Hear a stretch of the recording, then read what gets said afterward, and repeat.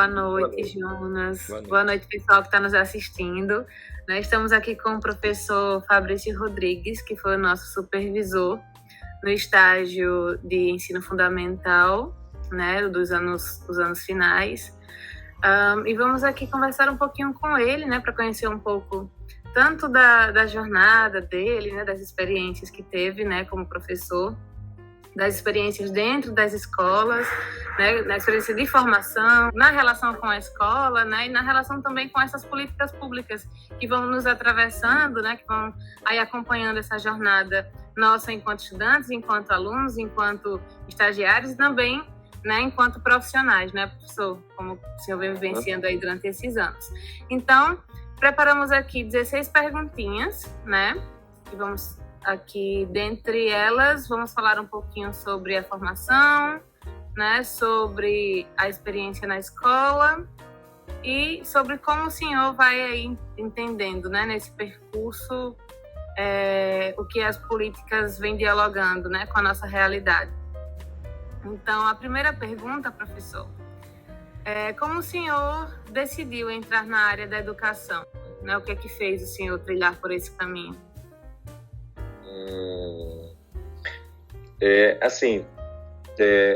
Na verdade, eu sempre fui apaixonado por leitura, né? Por leitura. Bem, na minha época de adolescente, eu tinha todos os livros da série Vagalume, né? Uma série da editora Ática, né?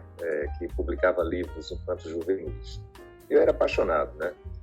No ensino médio, eu fiquei muito encantado com as aulas de um professor meu, que era um professor de redação, que também dava aula de literatura, e isso me estimulava muito, né, ao aprendizado.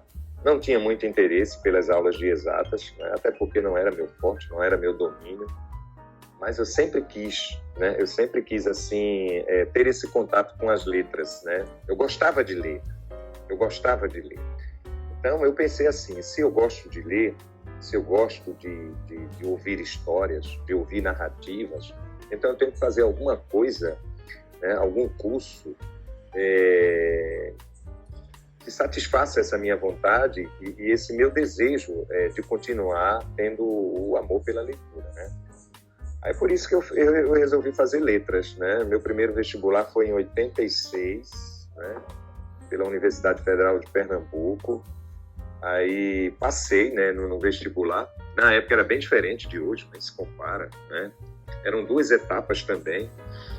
E no mesmo ano eu fiz o vestibular também para a Universidade Católica de Pernambuco, a Unicap. Foi no mesmo ano, né? Foi 2 vestibulares. Eu queria, de algum jeito, garantir minha vaga em uma das faculdades, né? Eu queria passar, né? Então prestei primeiro vestibular, né, para letras na UFPE, e depois para a Universidade Católica. Nesse mesmo ano, inclusive, eu prestei concurso para uma escola militar lá em Recife, né? Puxa, agora eu esqueço o nome, né? Era uma escola assim, para alunos que estavam terminando o ensino médio e seguiam uma carreira militar. Passei também, né? Só que na hora de escolher, eu comecei logo a Unicap, né? Paguei ainda o primeiro, segundo período. Quando fui chamado para a Universidade Federal, deixei a Unicap de lado e fiz só a Universidade Federal, né? Passei 4 anos e meio, né? Durou o meu curso mais ou menos, tá certo? E durante esse período eu fui gostando, né, do curso, né? Amando o curso. Cheguei à conclusão, caramba, minha vontade é essa mesmo, dar aula. Só que nesse ínter é interessante, né? Porque assim, eu comecei a dar aula quando eu ainda estava com 1 ano de faculdade, né? Eu fiz um contrato com uma prefeitura de uma cidade lá do interior de Pernambuco, bem na época de eleições. Eles estavam contratando professores, mesmo que não fossem formados. E aí eu comecei já a minha experiência de dar aula com 20 anos de idade, né? Numa escola municipal de uma cidade do interior lá, né? Aí o contrato durou 1 ano, depois parou, continuei o meu curso na universidade e só passei a dar aula depois que realmente eu terminei meu curso, certo? Só que tem um detalhe, depois que eu comecei meu curso, eu terminei fazendo um vestibular para radialismo, que estava sendo implantado nessa época na Universidade Federal, né? Porque também era uma área que eu gostava muito, uma área de comunicação, né? Gostava muito dessa área. E fiz radialismo simultaneamente ao curso de letras durante o mesmo período, assim, né? 3 anos de radialismo e 4 anos de curso de letras. Então eu consegui, porque ficava na escola técnica, que a gente chama hoje de IF, o curso de radialismo, e o curso de letras ficava na Universidade Federal de Pernambuco. Então eu fazia durante a manhã e a tarde o curso de letras e à noite ia para as aulas do curso de radialismo. Terminei me formando primeiro em radialismo e aí teve um certo momento que eu até pensei em não dar mais aula, porque eu também me apaixonei pelo rádio, né? E ao entrar no mercado de trabalho do rádio, eu fiquei aí em torno de 6 anos nessa área, né? Aí eu também tenho registro de radialista profissional, né, que eu sou radialista profissional, né, atuei em 6 emissoras de rádio em Recife durante o tempo que eu vivi lá, né. Depois eu tive que me mudar de Recife.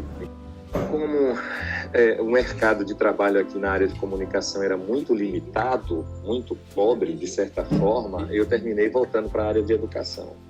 Aí voltei para a educação, né? Quando eu voltei aqui para Natal, em 96, aí, como eu já era formado, fui dar aula no Colégio Objetivo, aí depois passei um tempo dando aula também no SEI, né? No SEI, na época era em Mirassol, ainda existe, né? Em outras escolas particulares, até começar a prestar concurso público, quando começou a surgir. E aí depois eu entrei na rede estadual, na rede municipal, e o rádio eu deixei, porque estava difícil você tentar assim, conciliar 2 coisas, 2 profissões que têm muita afinidade mesmo, né? Mexe muito com a questão da espontaneidade, da linguagem, da comunicação, né? São 2 coisas que eu ainda penso, quando eu tiver um pouco mais velhinho, assim, da idade de Lula hoje, né? Que eu ainda penso em tentar conciliar, né? Porque eu gosto das 2 coisas, sabe? Mas, por enquanto, estou feliz com o que eu faço, né? Então, essa é a minha história. A educação agradece, viu, professor, o seu retorno a ela. Oi? A educação agradece o seu retorno a ela.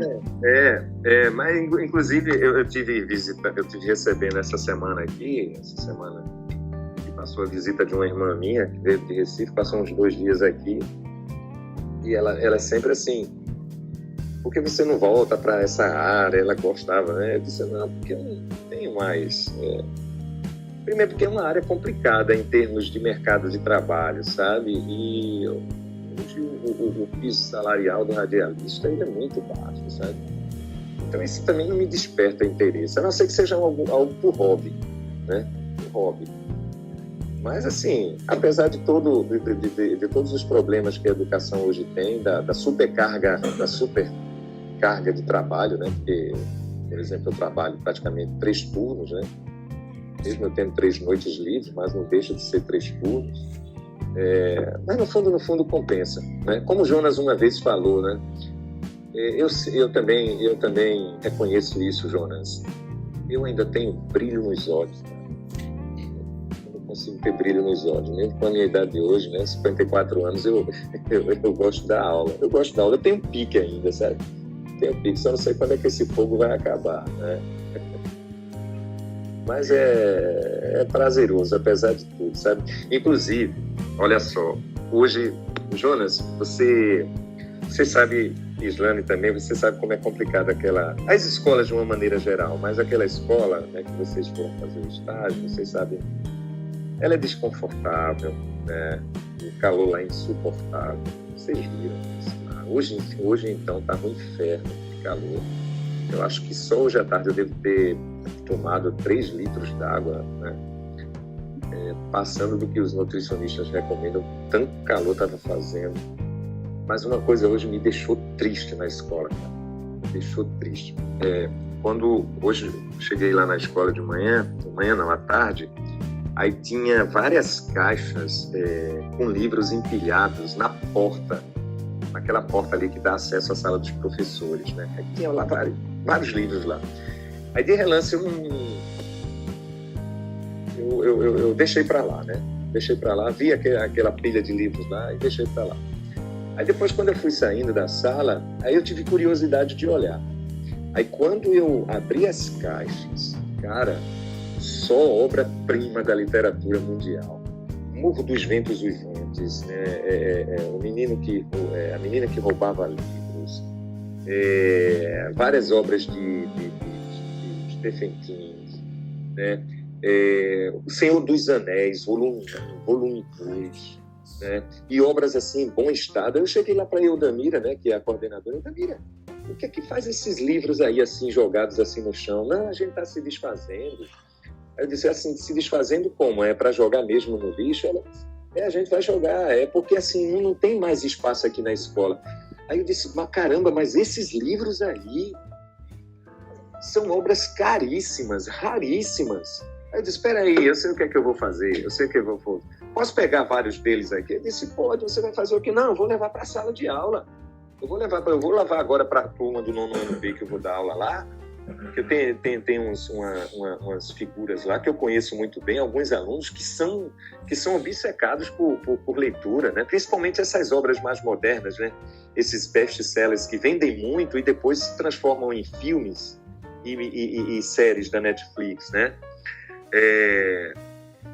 Aí ela disse, tá bom, eu acho que foi até uma boa ideia. Aí eu levei, né? Aí eu cheguei na sala de aula com a caixa lotada de livros. Eu disse assim, aí de início eu pensei em fazer um sorteio, sabe? Fazer uma dinâmica lá, uma brincadeira e fazer um sorteio. Só que eu já passei em outra situação por uma experiência dessa.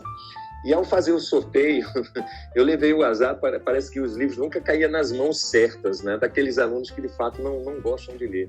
Aí eu peguei, sabe de uma coisa? Identificando quem era a galera que era apaixonada por livros, eu saí dando para cada um. Só um aluno, eu dei 5 livros aqui, eu dei a coleção completa do Senhor dos Anéis para ela, entendeu? Ela pegou também Drácula, né? Pegou o Morro dos Ventos Uivantes, que é um clássico da literatura mundial. Então, assim, você fica assim, caramba, de boca aberta. Meu irmão, parece que livro hoje não é mais nada. O que essa galera vive lendo são apenas microtextos de mensagens de redes sociais. Então, essas coisas. Que na minha época, eu não gosto muito de fazer esse paralelo entre presente e passado, porque às vezes é até um pouco de babaquice. Mas, assim, pelo fato da minha época não ter tantos atrativos tecnológicos, o livro ainda era, para muitos, uma espécie de entretenimento e passatempo, né? E às vezes, eu juntava dinheiro, né, dentro de um cofrinho, para quando chegasse no final do ano, comprar livros, assim, livros paradidáticos, né, livros de literatura, né? Eu adorava quando chegava esse momento, e até colecionava, né? E hoje, você tem isso aí de montão, né, à vontade, e não tem mais esse despertar de interesse, né? Então, é como eu falei para você, né? Esse brilho nos olhos, pode ser que depois ele deixe de brilhar, né? Porque diante de tantas coisas que a gente vê, de certa forma, mesmo não querendo, a gente fica até desestimulado, né? Mas, assim, no meio de tudo isso tem pérolas, existem pérolas. E são essas pérolas, né? Essas pedras que eu tento lapidar e procuro chamar a atenção. Os bons alunos eu estou sempre chamando mais próximo de mim, sabe? Eles dão resultados, né? Essa semana mesmo, agora domingo passado, entre a madrugada do sábado para o domingo, aqui nessa região chamada de Toca da Raposa, foi assassinado um jovem de 20 anos, ex-aluno de lá da escola. Foi assassinado, né? Teve uma blitz policial lá, ele já era envolvido com o tráfico de drogas, um chamado Gabriel. Depois que me mostraram a foto dele, eu olhei assim, caramba, meu Deus do céu, que destino cruel, né? Aí no meio de tudo isso tem as pérolas, graças a Deus. Pois é por isso que eu estou aqui dando aula até hoje. Eu gosto. Que maravilha. Fortes emoções. A gente percebe, né, Jonas? Até porque como, né, usando a linguagem bem direta, né? É o meu ganha-pão, né? Tudo que eu tenho hoje é por meio da educação, as coisas que eu construí, casa própria, essas coisas todas, né? Tudo que eu tenho é por meio da educação. Então, assim, não vou reclamar de quê, né? Você estava falando aí sobre o seu tempo, né? O seu tempo não tinha tantos atrativos tecnológicos como a gente tem hoje. E a segunda pergunta é sobre o seu tempo de formação, né? E como é que o senhor avalia esse tempo, né? No que tange à universidade onde você cursou, esse percurso formativo, né? Em que o senhor percorreu. E aí a gente pensa, né? Na grade curricular que o senhor teve, nas experiências de estágio que o senhor teve. Como é que o senhor avalia, né? Esse seu percurso formativo lá na graduação, na época da graduação? Eu sei que se eu colocar numa balança a graduação que eu tive, né, no período que eu fiz o meu curso de letras, e comparando com a de hoje, é bem diferente, né, principalmente pela grade curricular. São novas disciplinas, são novas propostas, né, quer dizer, cada situação no seu tempo, né, cada realidade dentro de sua época, dentro do seu tempo. Mas, assim, para aquela época, o curso que eu fiz, eu não tenho o que falar, né? Eu jamais chegaria a dizer que, olha, deixou a desejar em alguma coisa. Não deixou a desejar em nada, né? Eu tive excelentes professores renomados, inclusive a nível nacional.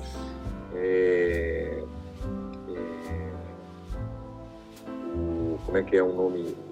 Olha, tem um professor de linguística, eu tive um professor de linguística, Marco Antônio Marcuski, foi meu professor de linguística. Apenas. Na universidade.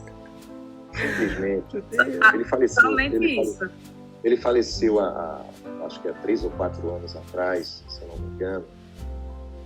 Ele foi meu professor na área de produção textual, de microtexto e de linguística também, que a esposa dele também dava aula de linguística, eu acho que foi entre 88 a 90. Eu tive 2 anos assim com ele, eu pagando, acho que em 2 ou 3 cadeiras com eles, né?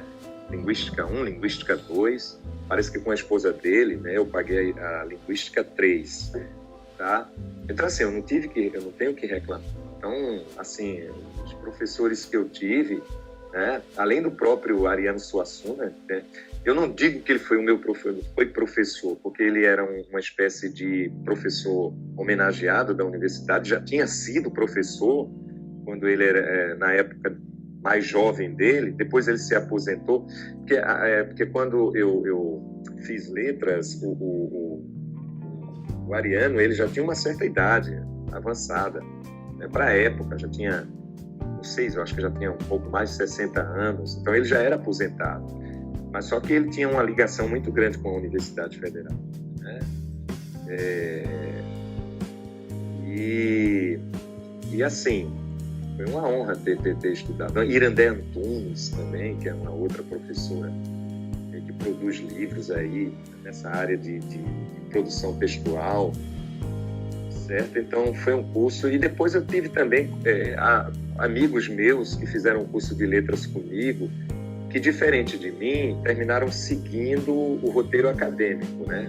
O que aconteceu comigo? Depois que eu terminei a Universidade Federal, tá certo? Eu não quis, não é que eu acho que não é bem essa a linguagem que eu queria.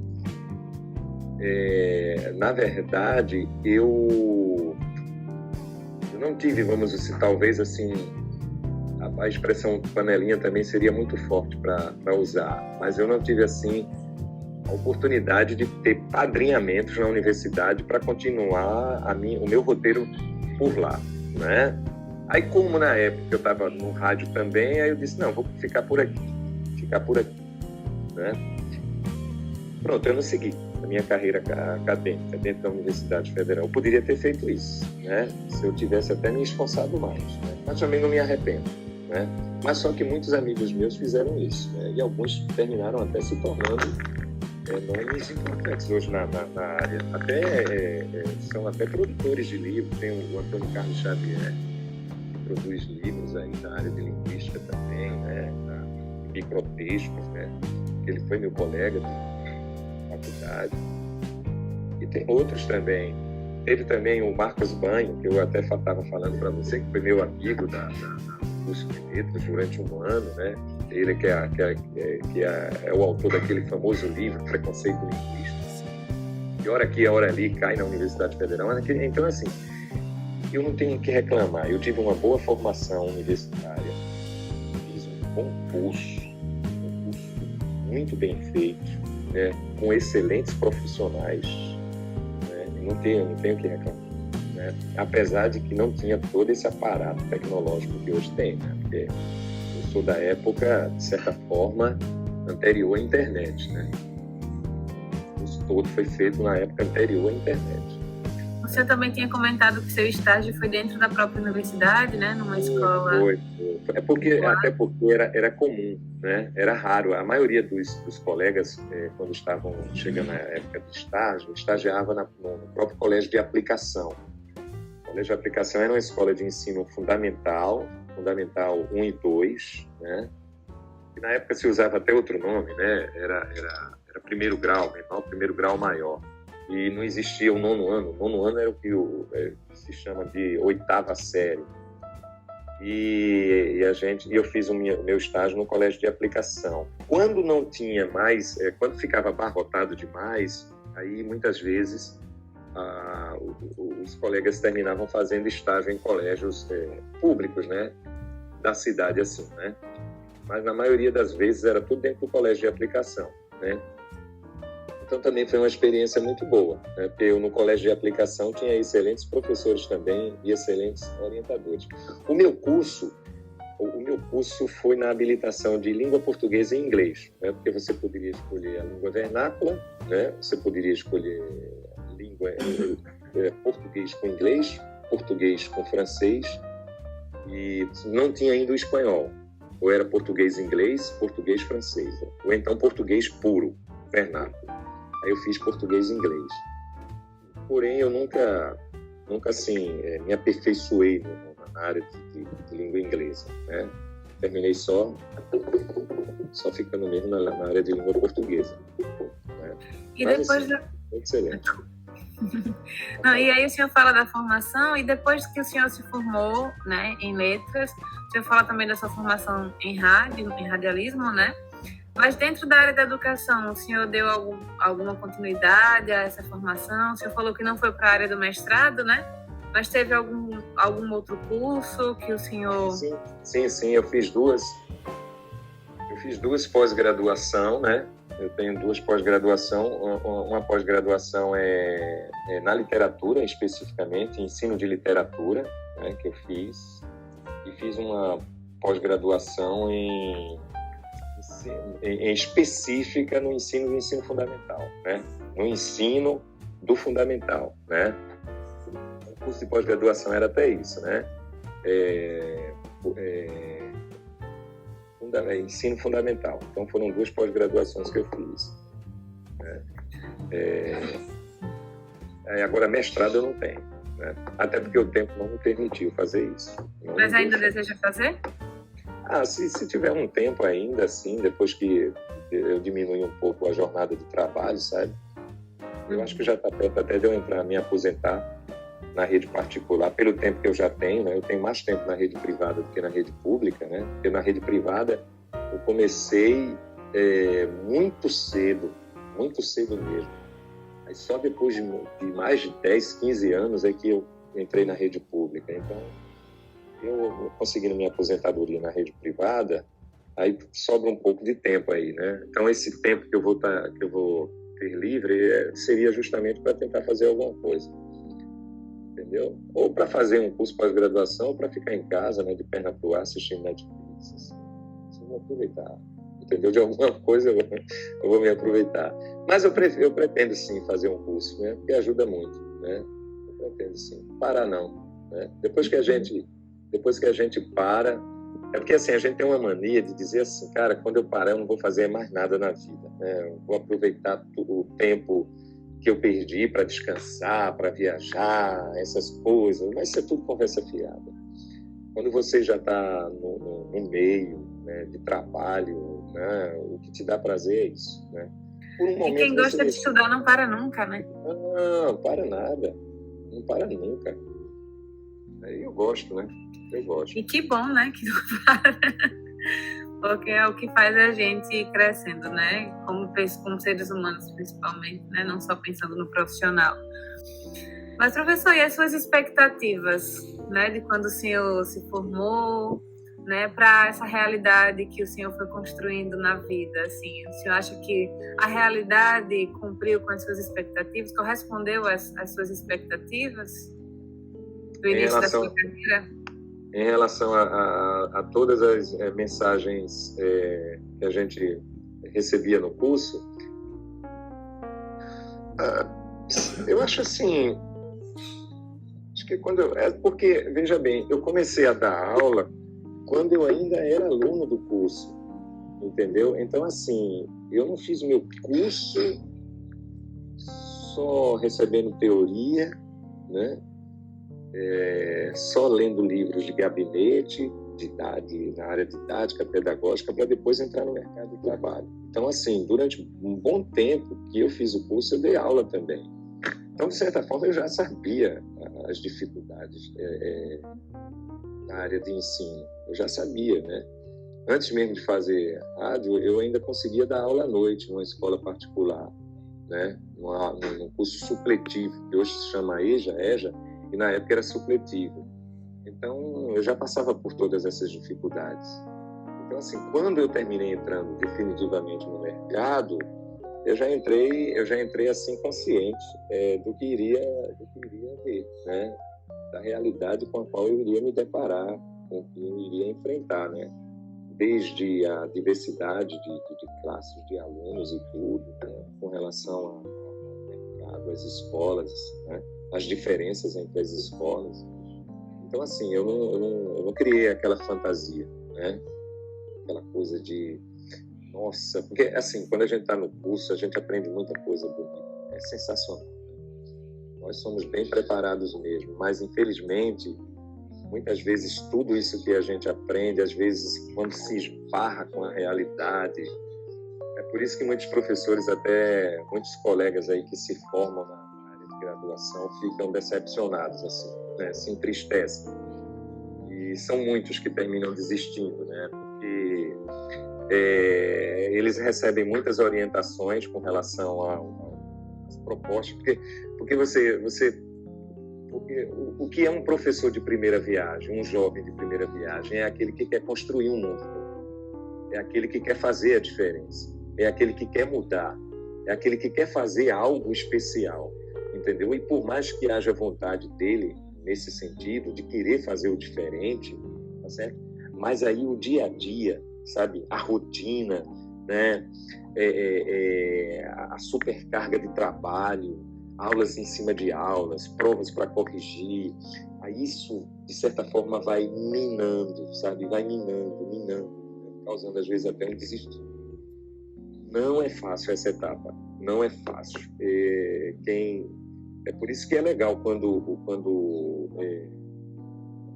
um aluno da graduação ele termina o curso, quando pintar concurso ele fazer logo, porque quando ele entra e já entra assim no concurso público, pelo menos o fato dele estar estável financeiramente, ter um emprego público, de certa forma vai amenizar essa decepção, essa aparente decepção que ele tem.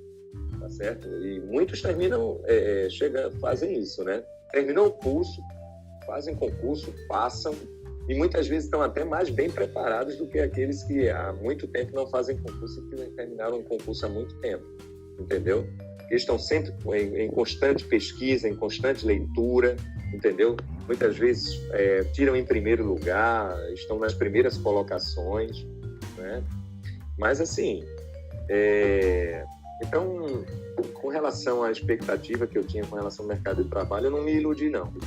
Né? Eu não me iludi, não. Já sabia onde estava pisando, né? estava pisando muitas situações em ninho de cobra, né? Em ovos, como se diz. Então, talvez isso aí, de certa forma, foi positivo para mim, né? Porque eu já entrei maduro. Sim. E o senhor fala sobre a sua experiência com as escolas particulares, que foi inicialmente nas escolas particulares, né? Uma vasta experiência foi construída aí, e depois o senhor entrou, né, no ensino público.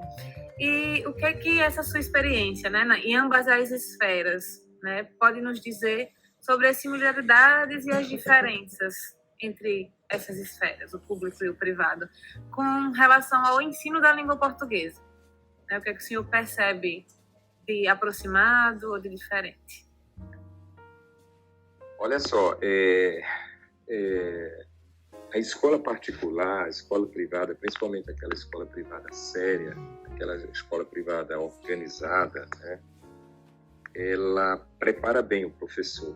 Até porque a gente tem que colocar as coisas no seu devido lugar, né? Por ser escola privada, a exigência é maior, né? E muitas vezes o jovem professor, ele quer mostrar serviço, ele quer mostrar qualidade no seu trabalho, né? Então, enquanto ele só está ali naquele mundo, naquela bolha da escola privada, tá certo? Então ele é forçado muitas vezes a estar sempre preparado, porque cada aula é um desafio. Cada aula é um desafio. Porque você muitas vezes lida com alunos, não porque sejam de classes economicamente assim abastadas, né? Classes favorecidas, mas é porque muitas vezes, por ser uma escola particular, às vezes existe até uma exigência, o próprio aluno ele se exige, né? A família exige dele, né? A coordenação exige, e isso faz com que o professor também seja exigido, né? O professor seja exigido e o professor também exige.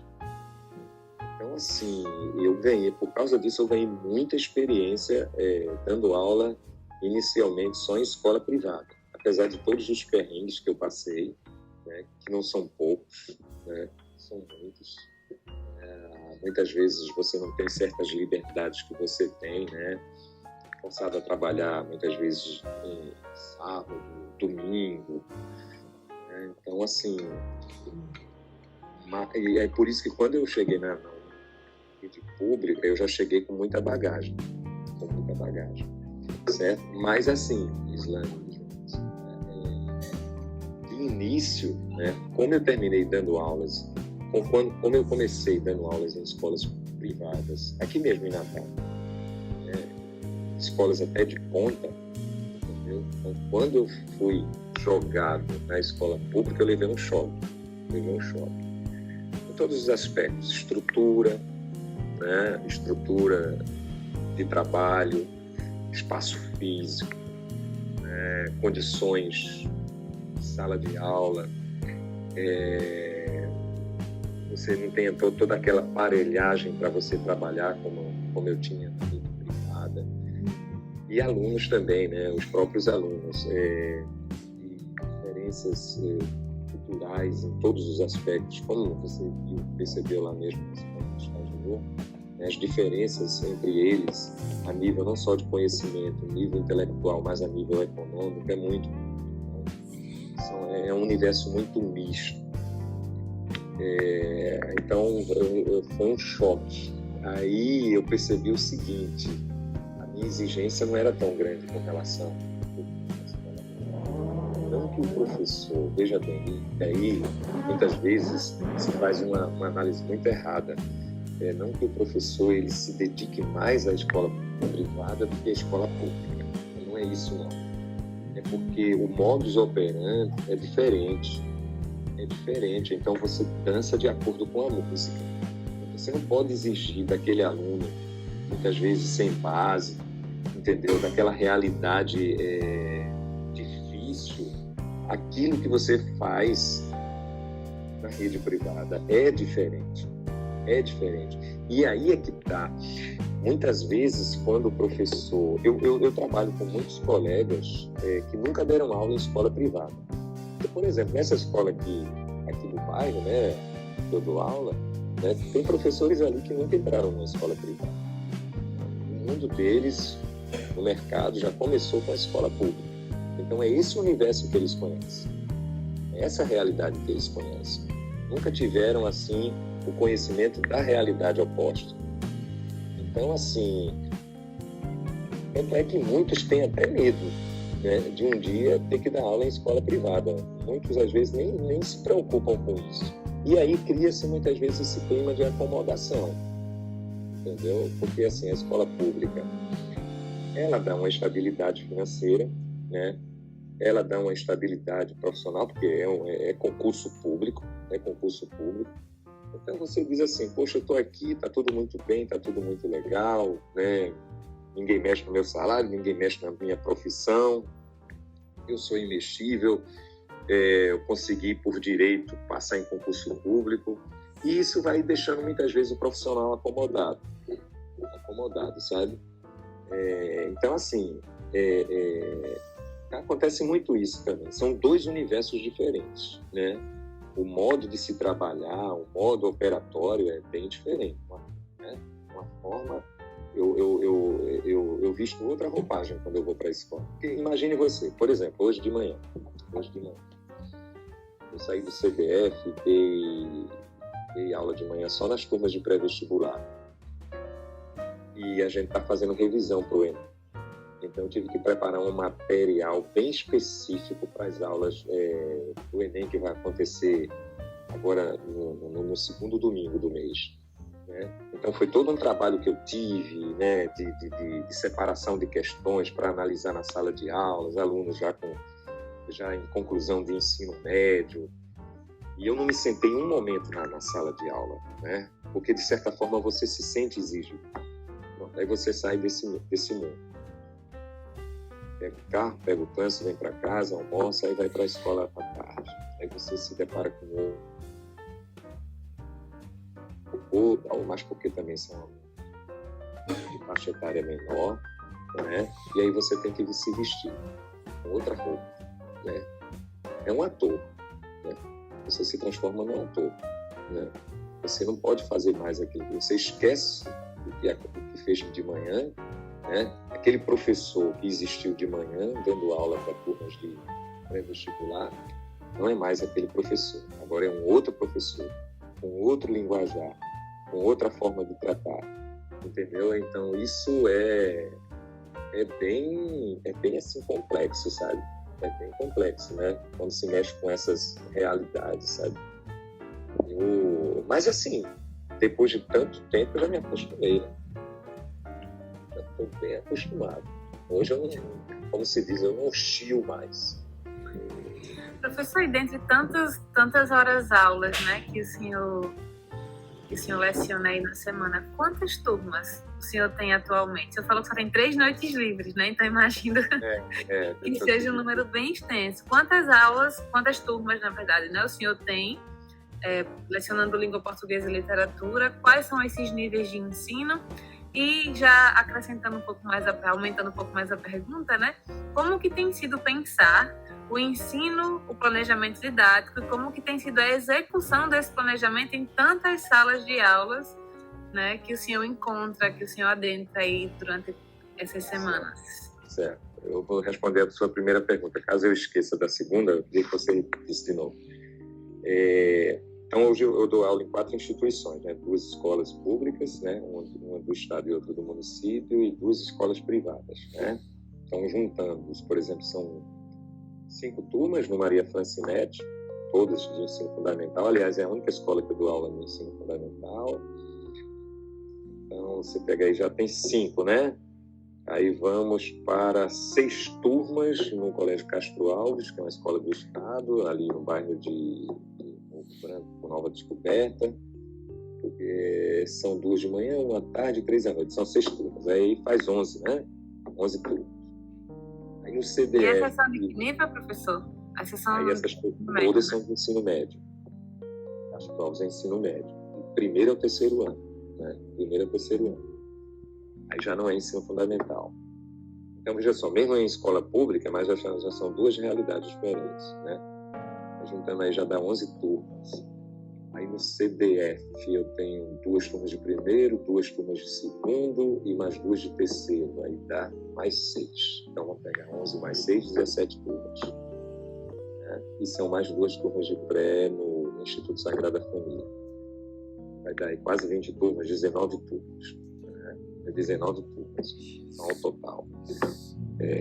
Então, entre o 8º ano, que é a turma de menor nível que eu dou aula, até o 3º ano, juntando turmas, 19 turmas, aí se a gente for pegar e somar o número de alunos por turma, aí a coisa fica complicada, é uma loucura, né?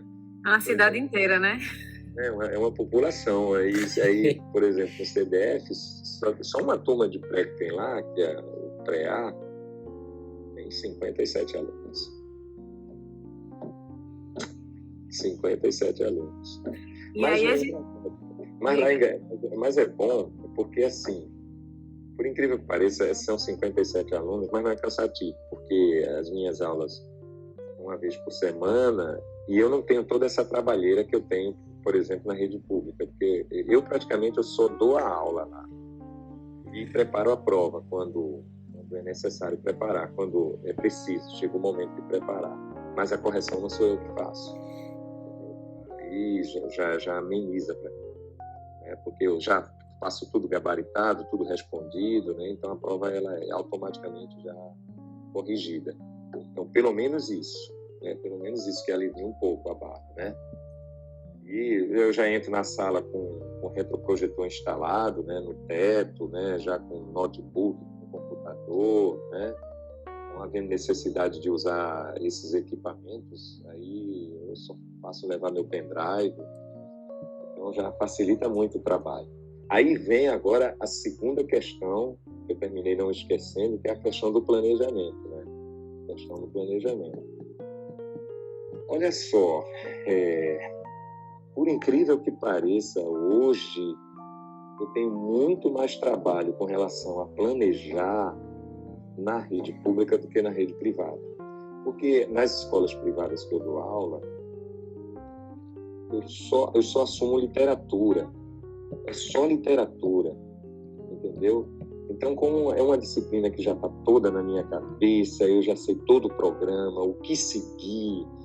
Então, não existe mais aquela coisa de, por exemplo, de me sentar e preparar a aula que eu vou dar, né? Porque já tem todo um programa a ser seguido e que já automaticamente eu sei o que fazer, entendeu? Então, eu não, entre aspas, eu não perco mais aquele meu tempo, por exemplo, de numa noite como essa, sabendo que amanhã de manhã eu tenho aula, vamos supor, e que eu tenha, caramba, hoje eu vou falar sobre o pré-modernismo, o que é que eu vou fazer, falar sobre o pré-modernismo. Então, de tanto já dar aulas em anos anteriores, tá certo? Você já está tudo armazenado ali. Então, assim, eu não tenho mais aquele problema de fazer o planejamento por aula, né? Aquele planejamento tradicionalmente semanal, né? Eu faço aquele planejamento do início do ano, que é o planejamento anual, né? E aí eu sigo. Tá? Agora, na escola pública, não.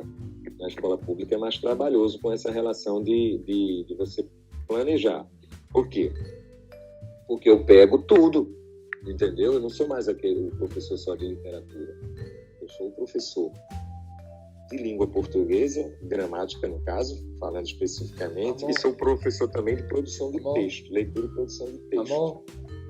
Aí você tentar fazer essa manobra, separar as coisas, quando é que eu faço assim, por exemplo, como são 4 aulas, né, nas turmas do ensino médio fundamental, então, por exemplo, na escola do estado, então eu reservo minhas aulas. Tal aula eu dou aula só de produção de texto, tal aula eu dou aula só de literatura, né?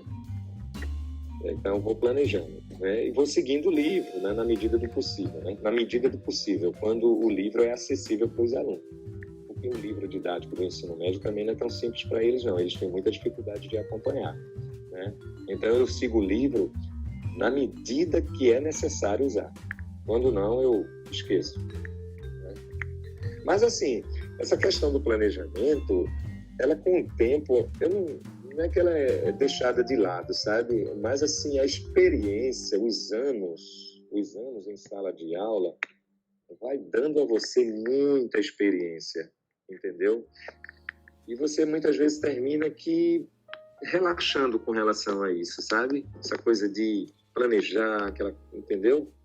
É diferente, até porque muitas aulas que eu tenho já estão planejadas, né? Eu tenho uma pasta já de planejamento de aulas, então já pego aquele material, por exemplo, que eu usei no ano anterior, né? Por exemplo, na turma de primeiro ano do ensino médio, e volto a usar na turma do primeiro ano do ensino médio desse ano, entendeu? Porque já está tudo ali já na planilha, já está tudo ali organizado, eu não tenho mais o que fazer, né? Claro que muda algumas coisas quando é necessário, porque no caso de literatura você não tem muito o que mudar, né? É diferente, por exemplo, de história e geografia, que todo ano muda, né? Todo ano muda assim, um mapa da geografia mundial. Aí o professor tem que se adaptar às mudanças, né? E história também. Mas literatura não, né? Literatura, pelo menos, nem tanto, né? Então, hoje eu não tenho mais aquelas dores de cabeça que eu tinha no passado, quando eu era mais jovem, estava no começo da minha carreira e tinha que planejar a aula. Era um sufoco, era horrível.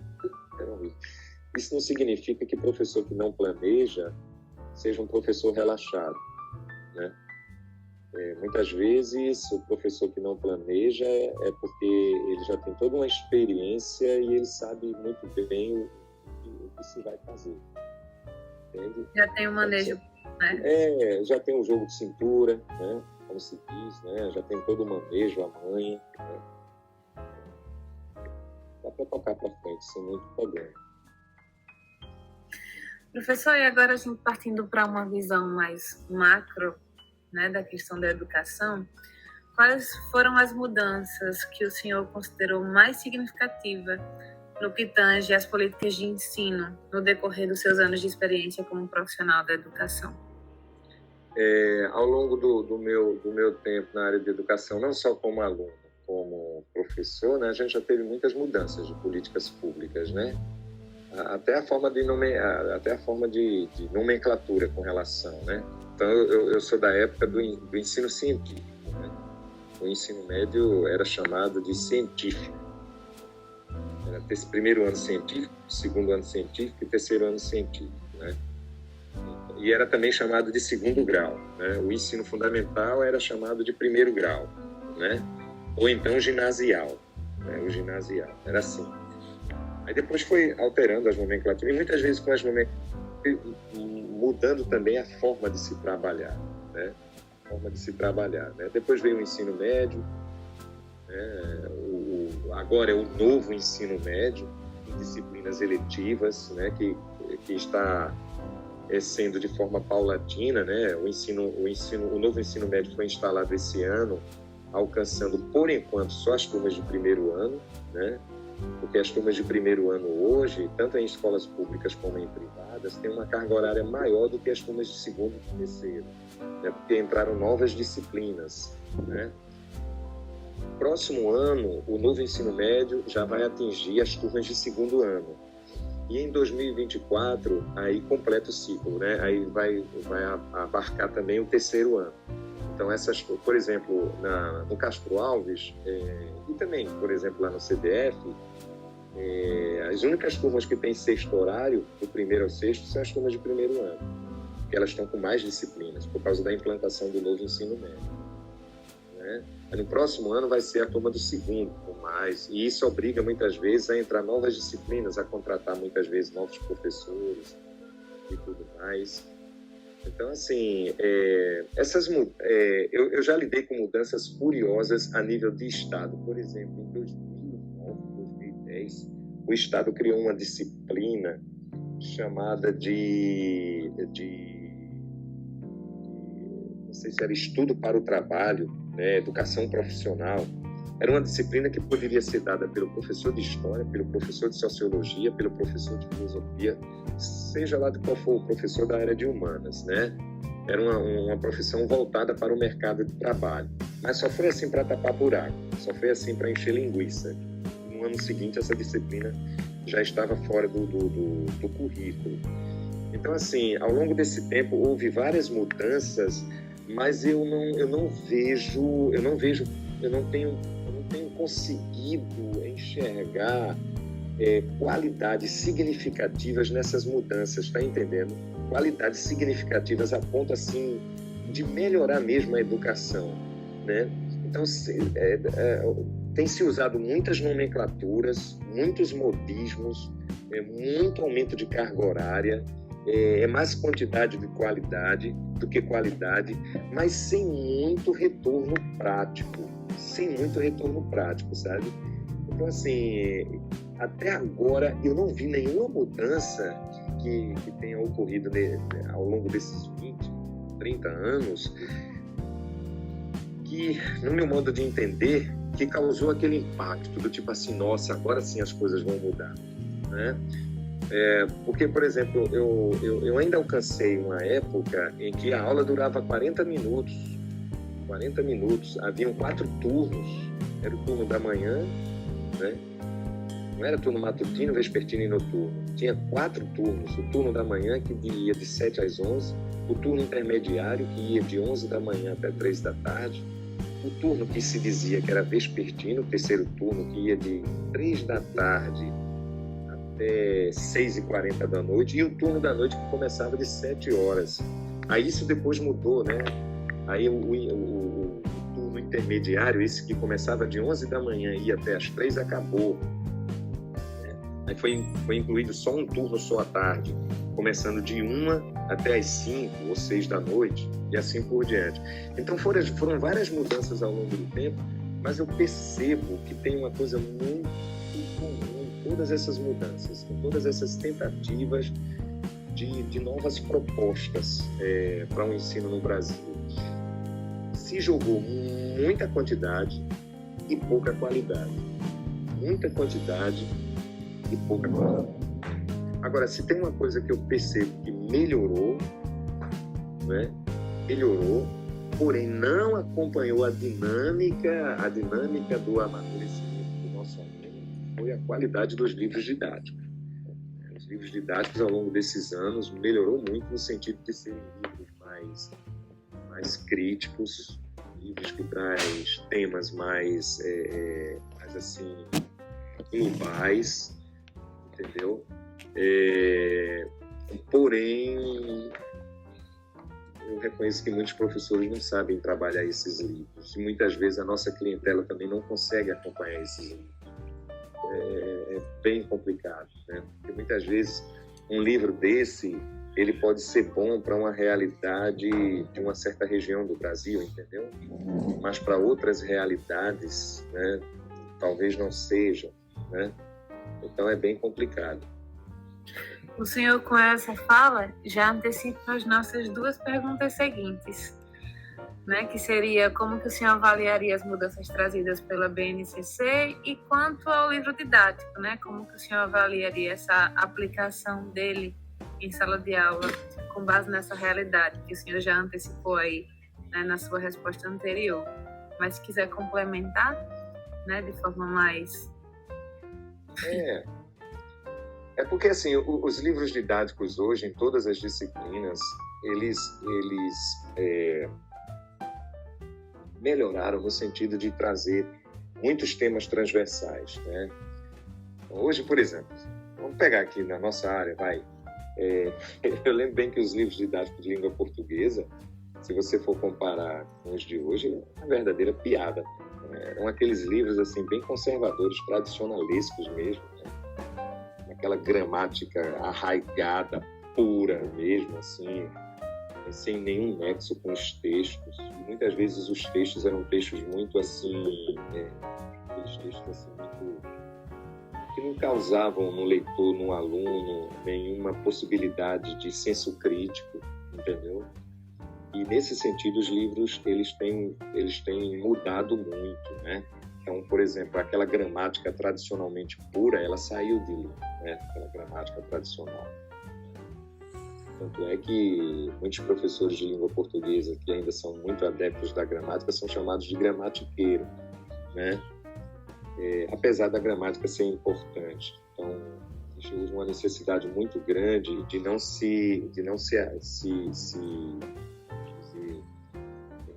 dar ênfase na gramática, como se dava no passado. Até porque o formato de provas de concurso, o modo como as questões de concurso são preparadas, não só de vestibulares, Enem, mas concursos públicos, é diferente. É diferente. Hoje as provas, elas visam mais o texto, a leitura do texto. A gramática está lá, dentro do texto, né? Com questões muitas vezes assim de raciocínio e não de decoreba, né? Então, assim, nesse sentido, trouxe muita qualidade, eu reconheço. Agora, o que está faltando talvez seja uma mudança na mentalidade, não só do nosso aluno, como também de uma boa parte da classe de professores, sabe? Porque é assim, mas, olha, se um aluno hoje, numa escola, ele não faz um bom ensino fundamental, se o ensino fundamental é carente, é pobre, deixa a desejar, não adianta você usar livros didáticos de primeiro mundo no ensino médio, porque ele não vai saber acompanhar. O problema hoje no Brasil está toda na base, sabe? O problema hoje do ensino médio está toda na base. Então eu sou muito convicto de dizer que hoje os grandes heróis na área de educação são os professores que dão aula de alfabetização, os professores dos primeiros anos, dos anos iniciais, do primeiro ano, do segundo ano, do terceiro ano de fundamental. Se o aluno faz um ensino fundamental 1, que é um ensino fundamental do primeiro ao quinto ano, bom, seja ele em escola pública, seja ele em escola privada, ele com certeza vai fazer um excelente ensino fundamental 2, do sexto ao nono ano, e, consequentemente, um bom ensino médio. Então, se ele vem com essa trajetória de um bom ensino, de qualidade, com bons professores, né, numa sequência, o ensino médio vai ser perfeito. E aí o professor, quando pega esse aluno no ensino médio, já é como se pegasse um aluno já pronto, já bem lapidado. O professor só vai dar continuidade. Mas o que é que acontece hoje na realidade nacional, né? Em quase todo o país? É uma carência muito grande de um ensino com qualidade nos primeiros anos, sabe? Nos primeiros anos. Porque é muito fácil. Eu vou falar uma coisa para vocês. Eu conheço muitos colegas meus que bombavam, sabe? Se achavam o máximo quando davam aula em cursinhos, né? Eram considerados excelentes professores, mitos dentro da sala de aula. Deitavam e rolavam na sala de aula, nas aulas de cursinho e pré-vestibular. Mas quando muitas vezes, por alguma razão, por algum motivo, né, às vezes fez concurso público e eram obrigados a dar aula em ensino fundamental, pegavam uma turma de quinto ano, meu Deus do céu, se tornava um zero à esquerda, né? Se tornava um professor deficiente, porque ele não sabe lidar com essa realidade. Uma coisa é você receber um aluno com, entre aspas, uma certa bagagem e que entende a sua linguagem. Outra coisa é você dar aula para um aluno de 12 anos, 11 anos de idade, lá do quinto ano, do sexto ano, que você não tem preparo para isso. Então, eu considero que os professores, principalmente as professoras desse nível de ensino, né, do fundamental 1, são os grandes heróis da educação. Eu acho que é por eles que passam, né, toda a boa formação do ensino brasileiro, sabe? O ensino, se passam por eles. Esses professores que, na verdade... E eu sou convicto em dizer que é justamente essa classe que deveria ser bem paga. Muito bem paga. Né? Mas muito bem paga mesmo, porque, caramba, é um sufoco, né? Principalmente aquela professora que dá aula no quarto ano, e é aquela professora polivalente, né? Porque é tudo com ela, né? Matemática, ciências, português, né, história, geografia, né, a professora, né, aquela professora dos anos iniciais não é assim, tem que ter todo um conhecimento universal. Isso não é fácil, não. Então, assim, eu tenho até inveja, sabe, do heroísmo desse pessoal, sabe, desses colegas de trabalho, assim, né, porque é muito fácil. Olha, é fácil demais ser professor de ensino médio. É muito fácil. Fácil demais ser professor de cursinho. E, às vezes, até ser professor de nível superior. Entendeu? Difícil é ser professor dos anos iniciais, né? Porque aí você está formando o ser humano ainda verde. Você é quem vai lapidá-lo, você é quem vai formar a personalidade dele. É diferente, sabe? É complicado. E vocês estavam até me falando, né? Mas está sendo até complicado hoje para o professor das universidades trabalhar, porque está entrando de gente verde na universidade, né? De gente imatura ainda, né? Que ainda parece que não se desgarrou do leite, né? Daquela coisa, ainda está preso, né? A todos aqueles vícios que ele traz da escola, do ensino fundamental. Sim. Né? É difícil. Parece que a adolescência é tardia hoje, né? 24 anos parece ser os 15 de alguns anos atrás. Exatamente. Não, caramba, muita gente. Por exemplo, quem tem 67 anos hoje ainda não se desgarrou totalmente da adolescência. Nosso querido Bolsonaro, né? Isso, essa figura. Até na quinta série, ele. Olha, sinceramente, olha, é uma situação para se criar memes e mais memes e mais memes e mais piadas, porque o cara perde a eleição, né? Um chefe de Estado perde uma eleição, cria birra e se cala, fica calado, amuado, como se diz. E leva quase 2 dias para fazer um pronunciamento, porque estava lá amuado. Sabe aquele menino que a mãe não dá a bola a ele e dá a bola ao irmãozinho, porque aí ele fica...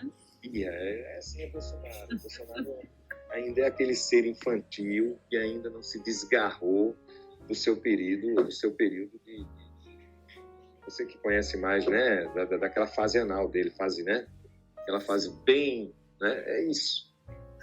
Perfeito. Mas é isso mesmo, professor, tem sido bem complicado, né? Mas dessas experiências que o senhor presenciou, né, no campo da educação ao longo de todos esses anos, incluindo esses nossos últimos anos difíceis, né? Qual delas o senhor considera mais significativa no seu trabalho? Repita de novo a pergunta. Das experiências que o senhor presenciou no campo da educação, qual delas o senhor considera mais significativa no seu trabalho? Campo da educação, mais significativa. Algo que aconteceu assim dentro do seu campo de atuação e ficou marcado assim para o senhor, né, enquanto educador, enquanto professor.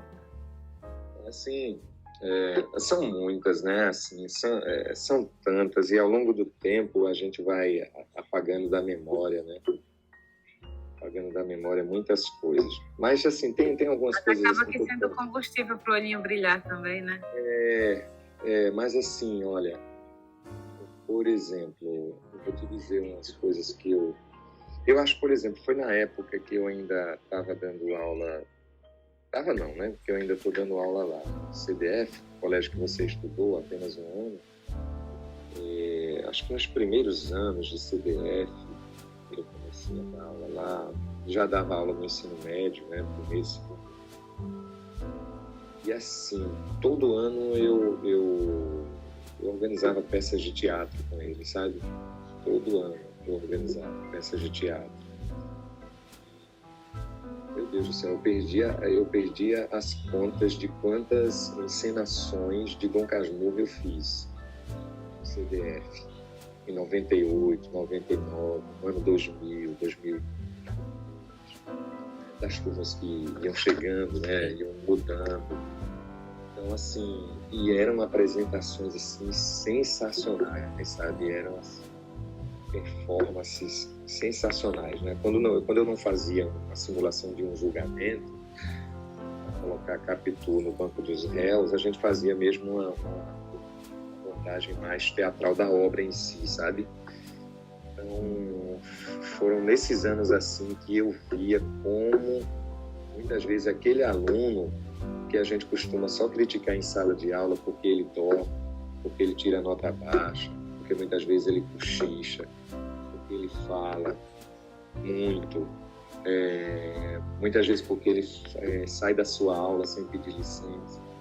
Então, muitas vezes aquele aluno que a gente ficava sempre batendo o pé por causa desses comportamentos, na hora, por exemplo, de uma peça de teatro, se dedicava ao máximo, mudava completamente. E era ali que eu sabia onde era o ponto forte do aluno, né? De certos alunos. Poxa, ele gosta disso. E aí ele ficava mais motivado pela obra. Porque se você trabalha com uma obra literária apenas no campo da leitura para uma cobrança de atividade, ele não é estimulado. Mas quando você cobra uma obra literária e você coloca essa obra no campo mais lúdico, né? No campo mais de movimento, como, por exemplo, uma peça de teatro, aí ele se empolga, né? Porque ele ali é ele também é o fazedor da própria obra. Ele se vê ali como escritor, como personagem e tudo mais. Então eu fazia muito isso no CDF, quando na época a escola tinha uma estrutura que dava para fazer isso, sabe? E olha que não tinha tanto aparato tecnológico na época, né? A internet não estava bombando ainda como bomba hoje, não, com redes sociais, não, né? A gente ainda estava muito assim naquele campo do VHS, ainda no campo do DVD, o DVD estava chegando e tudo mais, não tinha data show em sala de aula, essas coisas. E o pior, né, no início os quadros ainda não eram nem com lápis piloto, era com giz, né, o quadro era verdinho, com giz, assim, então foi uma época assim um pouco difícil, mas que eu consegui mesmo assim fazer um bom trabalho com obras literárias. Eu não consigo fazer isso hoje, né? E Jonas, eu não consigo mais fazer isso hoje, da forma como eu fazia no passado. É diferente. Olha só, eu desde o início do ano, que eu e uma professora lá no CDF, né, eu dou aula de literatura lá e ela dá aula de filosofia. A gente vem tentando fazer um trabalho em conjunto com a obra, com aquela famosa obra que tem aquele personagem Édipo, né? Édipo Rei. Entendeu? E a gente está tentando fazer ela com essa parte mais do lado filosófico da coisa, né? Porque Édipo tem aquela coisa do complexo, né? Complexo do Édipo, né? E eu tentando juntar o campo da literatura no meio disso. Então a gente colocou a obra para ser lida em sala de aula, deu um tempo para os alunos lerem, entendeu? E a gente iria depois montar todo um trabalho, toda uma dinâmica de gravação de um vídeo, sabe? E depois de um seminário. Mas assim, a logística não ajuda. No passado, eu cheguei a dar 3 aulas de literatura por turno, depois eu passei a dar 2.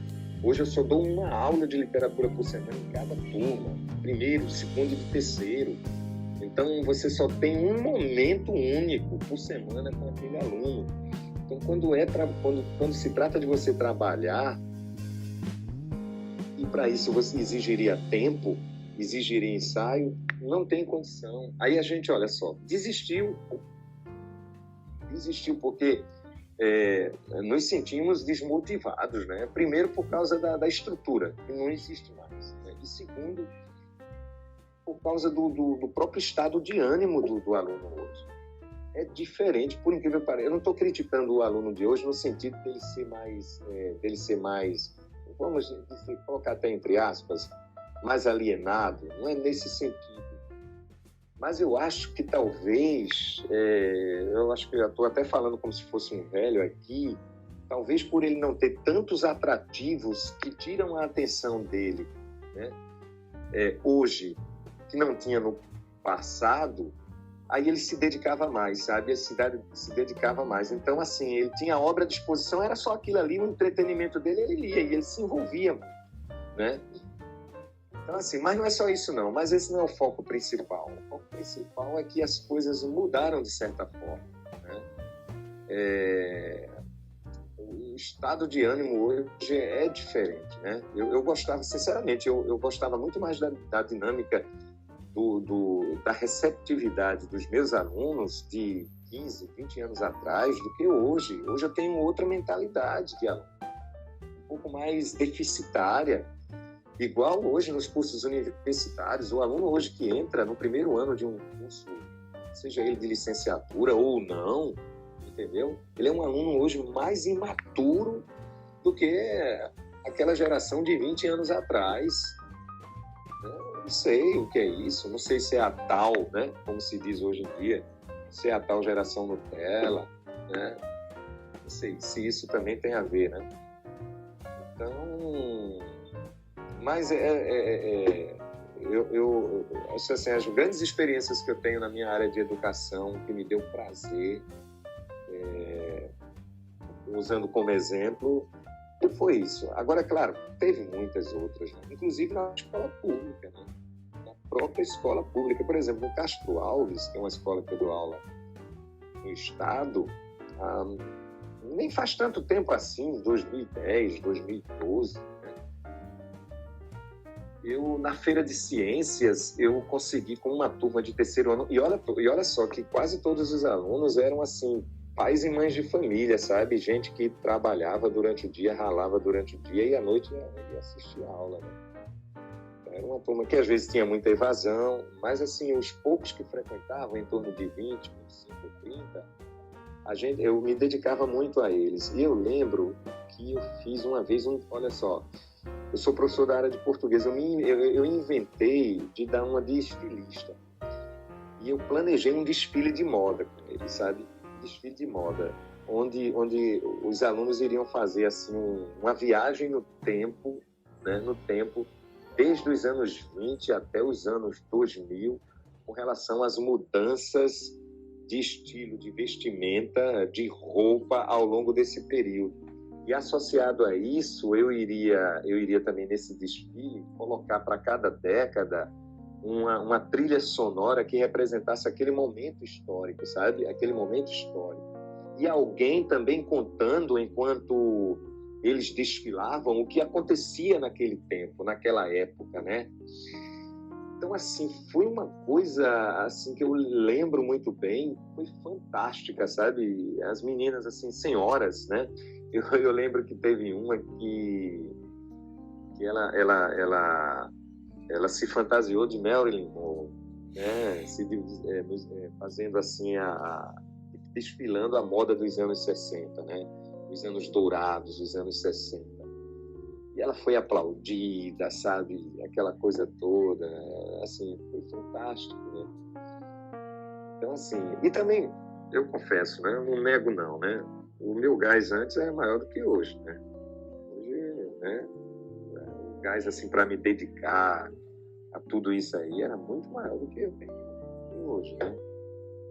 Mas a gente percebe também, professor, com sua fala, que a gente volta para aquela questão, né, da preparação da aula, que talvez essa dificuldade, né, de preparar, de sentar e elaborar uma aula diferente para cada turma, de acordo com a subjetividade de cada turma, se dá não somente, o somente entre aspas, porque não é só, né, já é muita coisa, pela quantidade de turmas que se tem, mas sim, também pela característica, né, do público que nós temos hoje, do alunado que nós temos hoje, né, que muitas vezes não se, e também pela forma com que a literatura vem sendo tratada, né, dentro das escolas, né? O senhor falou, tinha 3 aulas antes, hoje em dia só tem uma.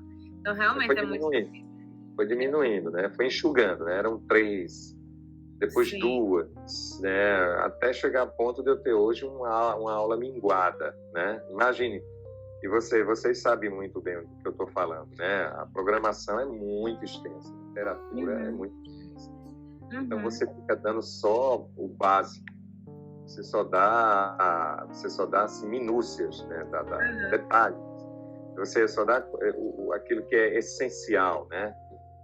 Então, você não tem como, por exemplo, tentar se aprofundar.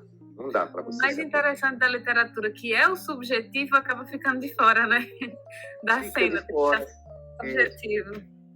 Por exemplo, o lado bom do ensino da literatura, quando você pega um movimento literário, é trabalhar com o texto, então, entrar no texto, né? Usar o texto como parâmetro para explicar aquele momento, aquele movimento, a característica dele, o pensamento daquele movimento, a ideologia daquele movimento. O texto é que serve como ferramenta para isso. Sim. E não dá para fazer isso mais. Entendeu? Não dá para fazer isso mais. Porque é claro que você tem que primeiro entrar em todo o foco histórico, né? Primeiro fazer um preparo com característica, definição, para depois chegar no texto.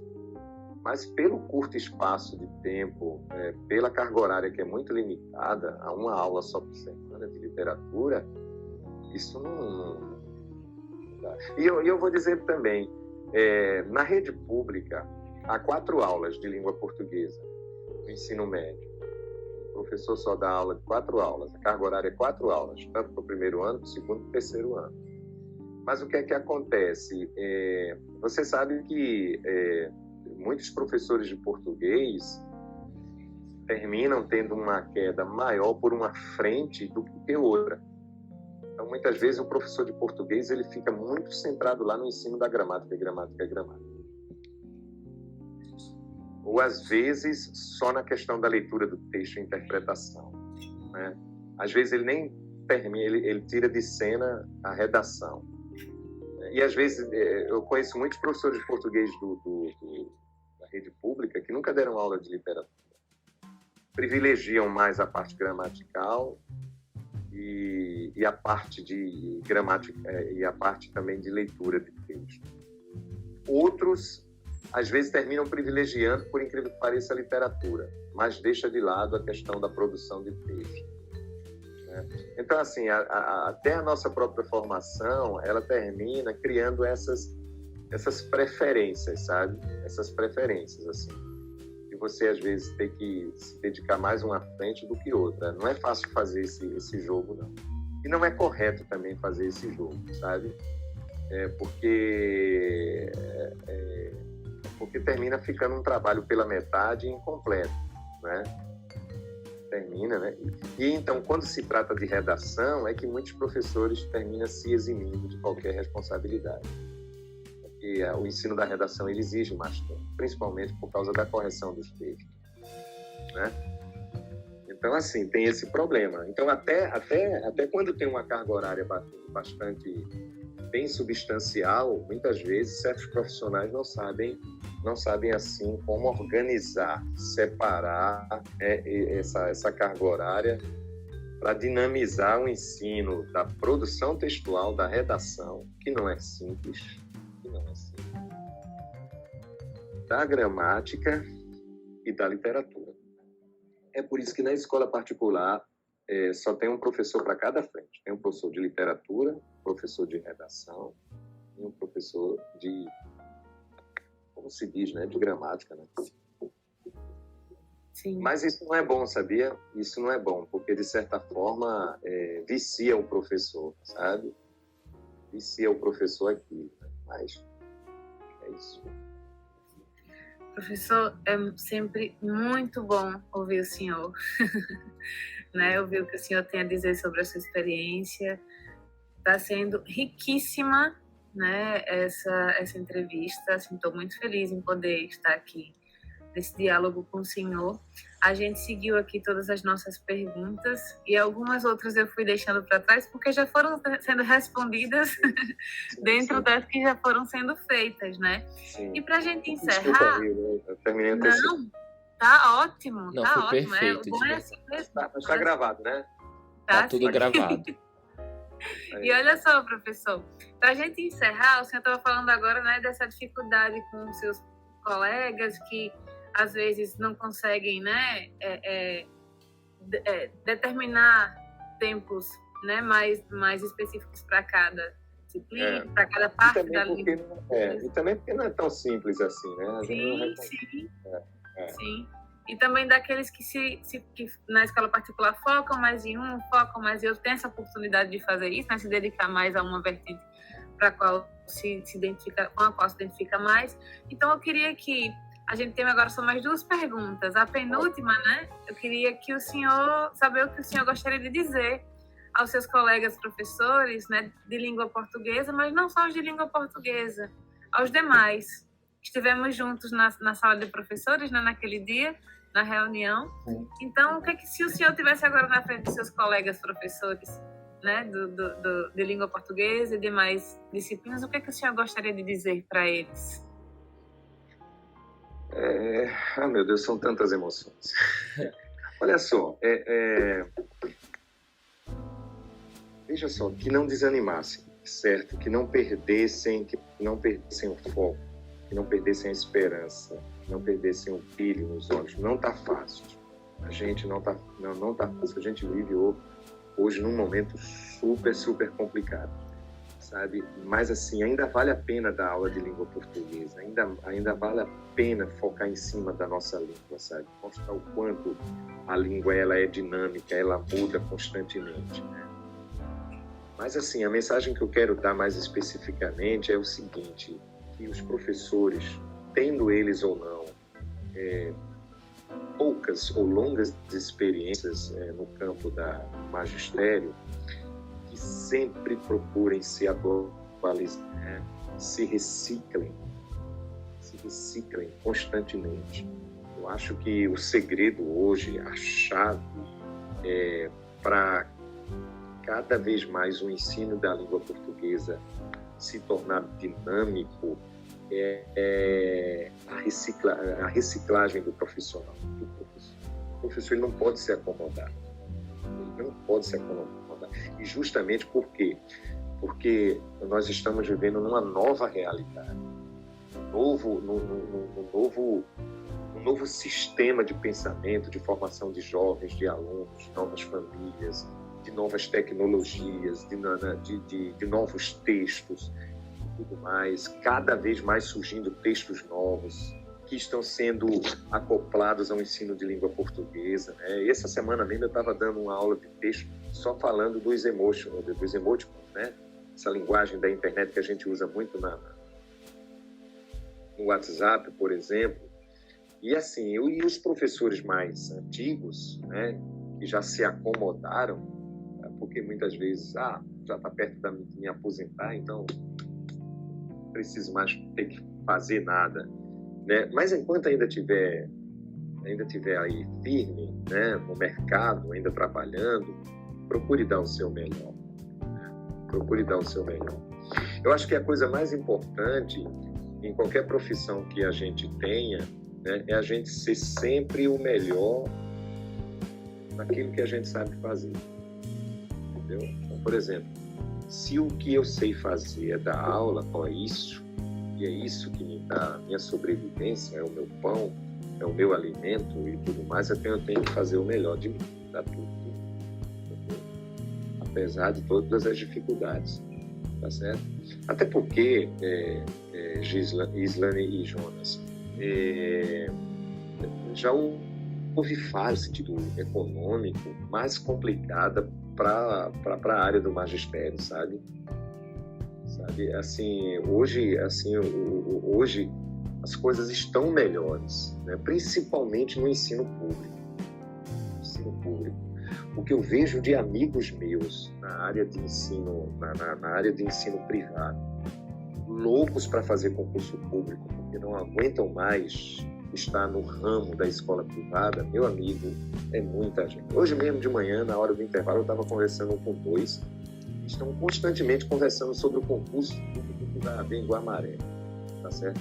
E outra em Extremóis. Não vê a hora de ter esse concurso, para deixar a escola que dá aula, a escola privada que dá aula. Entendeu? É porque, na verdade, assim, dá para se viver bem da educação hoje. Dá para se viver bem. Dá para ter uma vida tranquila. Ninguém fica rico. Ninguém bota isso na cabeça, né? Mas dá para ter uma vida economicamente equilibrada, né? apesar do acúmulo de trabalho. Mas assim, eu acho que todas as profissões têm seus espinhos, né? Até os executivos sofrem muito de burnout e de estresse,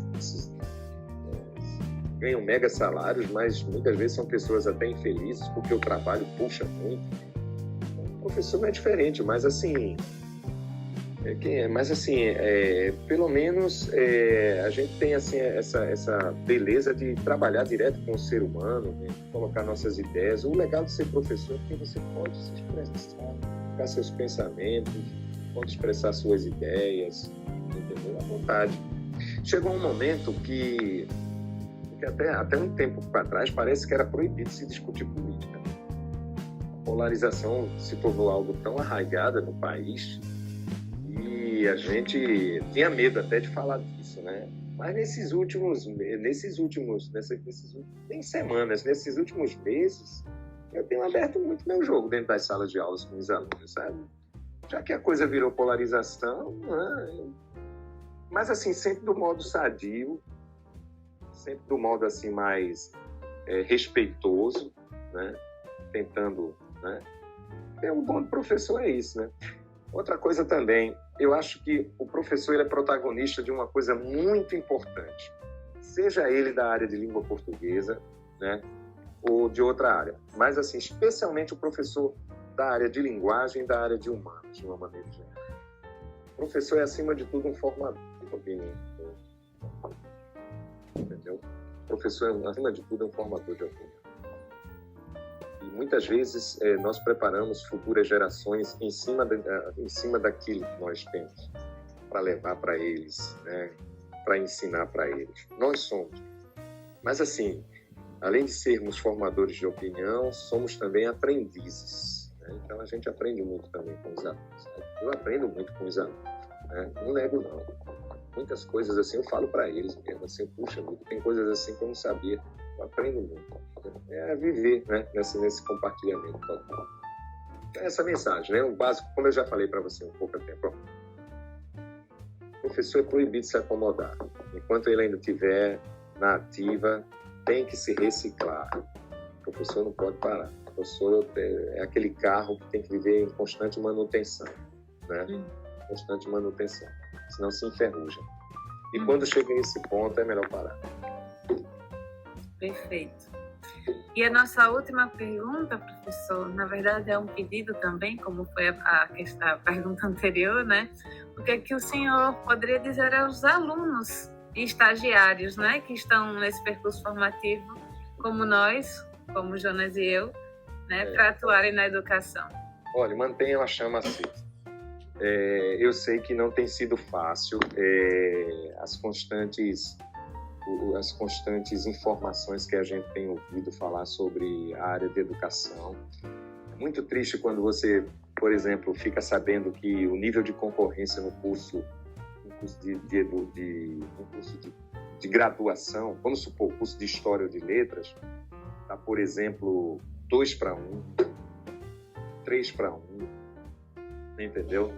Porque cada vez mais, cada ano que passa, perde-se o interesse dessa nova geração com a área da educação.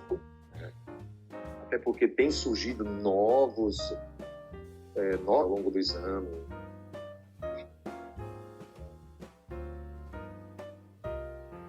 Tecnologia, com novas formas de profissões e para muitos parece que a profissão de ser professor ela se estagnou, ela ficou assim fora do seu tempo, não tem mais sentido, né? Então assim, a chama tem que continuar acesa porque qualquer profissão passa pela mão de um professor, cara.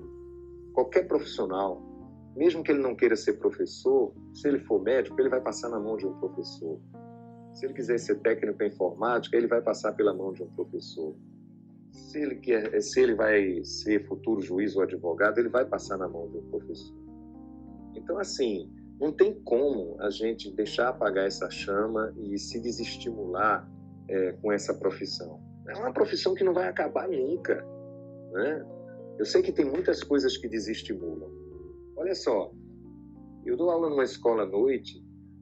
Quando eu entrei, a escola, todas as 7 salas da escola eram lotadas no turno da noite, eram lotadas. Tinha 3 turmas de primeiro ano, 2 turmas de segundo, 2 turmas de terceiro, eram lotadas. Hoje, só tem 3 salas de aula.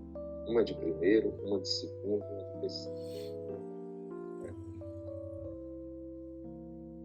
O que eu vou falar aqui não é para causar desânimo, mas é apenas uma realidade. Por exemplo, a turma do primeiro ano, lá na lista de matrícula, tem 41 alunos no papel lá. Desde o início do ano, tem 41 alunos lá no sistema. Passivamente, e isso já faz mais de 5 meses, só tem 6 alunos. 6 alunos. Então, eu vou dar aula toda quarta e sexta-feira, quando eu vou dar aula no primeiro ano, só para 6 alunos. E olha só, e quando vão os 6? Quando vão os 6? E os outros 35? Cadê? Tem lá seus motivos. Evasão, né, desistência, né, N motivos. Então, muitas vezes, isso deixa o professor, caramba, não faz mais sentido dar aula. Porque ninguém quer mais assistir a aula, ninguém mais tem interesse pelo professor. Mas se tem uma coisa importante e que a sociedade aprendeu muito a valorizar o professor, e essa chama, por causa disso, não vai apagar nunca, é que a pandemia nos ensinou muito que essa profissão ela é necessária e ela é urgente. A necessidade dela se manter é urgente. Porque com o ensino remoto, do jeito que aconteceu, só ficou mais evidente que o professor, aquele que fica olho a olho, corpo a corpo, direto com o aluno presencial, esse não vai acabar nunca. Não vai acabar nunca. Entendeu? Não vai acabar nunca. Eu fico triste, sim, porque os cursos hoje de graduação são cursos assim pouco escolhidos, né? Porque não está muitas vezes no desejo até das famílias, né? De muitas famílias e dos jovens ser professor, mas ainda é uma profissão que vale a pena, sabe? Apesar dos pesares, né? Hoje é mais fácil um advogado, um médico, um engenheiro estar desempregado do que um professor. O professor hoje, para ser desempregado no Brasil, só ocorre isso em 2 motivos. 2 motivos. Se ele for um péssimo profissional, se ele for irresponsável, entendeu? Tá certo? Isso aí... Ok? Então, só tem esses 2 motivos. Se ele for um péssimo profissional, ou se realmente ele não conseguir mercado para trabalhar. Mas é muito difícil. Ele não ter disposição para isso. Porque hoje, professor desempregado é impossível. É impossível. Entendeu? É impossível ter. Pelo menos isso é um alento. Entendeu? Porque mercado tem. Mercado tem à vontade. Né? É só querer. Mas é difícil? Tem que dar muita aula? Tem. É uma correria? Tem. Eu tenho que dar aula manhã e tarde? Tem, eu sei. Mas você quer ser professor, mas qual é o ramo que você quer seguir? Você quer ser aquele professor só dentro do ensino fundamental e médio? Tudo bem. Mas você quer seguir carreira acadêmica? Pronto, é uma escolha. Né? Entendeu? Então, hoje, assim, a dinâmica nessa profissão é muito grande, a variedade de escolhas é muito grande. O profissional só é medíocre se ele quiser. Né? Ele só não está no mercado de trabalho se ele quiser. Mas tem mercado para isso. Né? Então, eu ainda acho, vale a pena ser professor. Vale a pena. E vai valer mais ainda com o passar do tempo. Pode ter certeza disso. Que assim seja, né? As futuras gerações, né? As futuras gerações, né? Tem que... o professor é uma profissão que nunca vai se extinguir, né? Não tem como. Nunca vai acabar. Para que esse desânimo, né?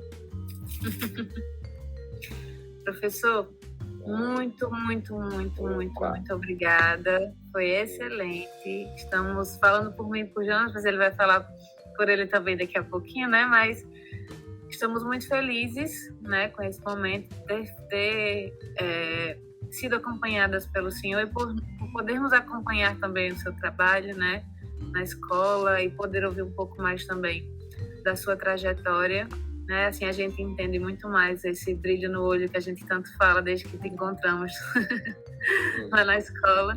Então, muito, muito obrigada por tudo, agradeço por essa entrevista, agradeço pelo acolhimento, né?